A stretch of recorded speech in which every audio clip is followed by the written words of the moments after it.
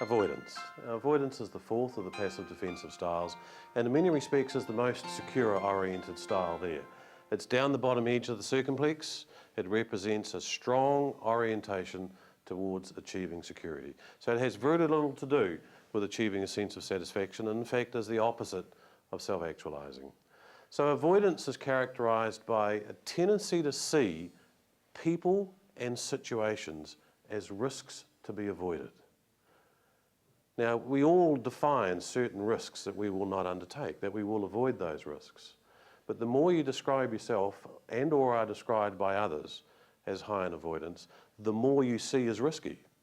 To the very worst case scenario, it's a lack of engagement with people because you associate contact with people as being risky.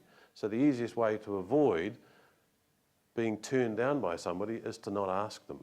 So it's characterised by this withdrawal. So again, as you watch the program, in the individual selections, you'll see the avoidance-oriented person does not engage, withdraws from people. If there was a pot plant there, she'd have a conversation with the pot plant rather than the people. They tend to hide their own feelings and avoid showing emotions to people, and in effect, fear of being hurt by them.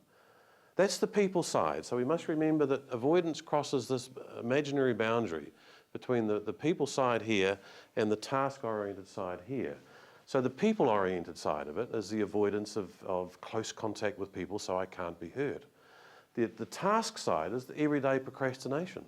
So every time you pick something up on your desk and you look at it and say, oh, I'll look at that later, you just avoid it.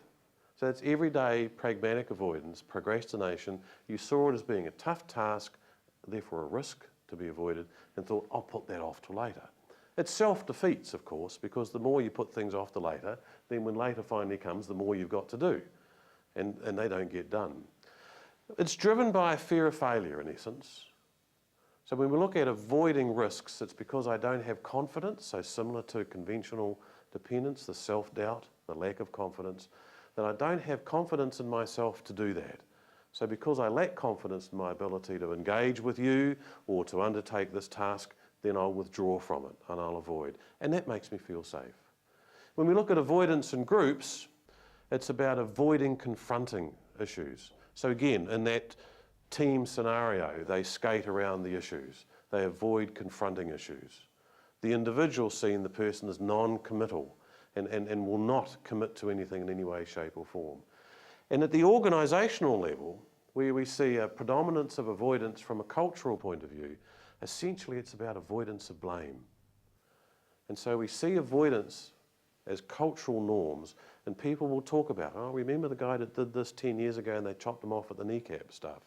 So therefore we don't do that. We avoid blame, we keep ourselves secure, we don't expose ourselves to new and different situations because the last guy that did that type stories that are around the organisation.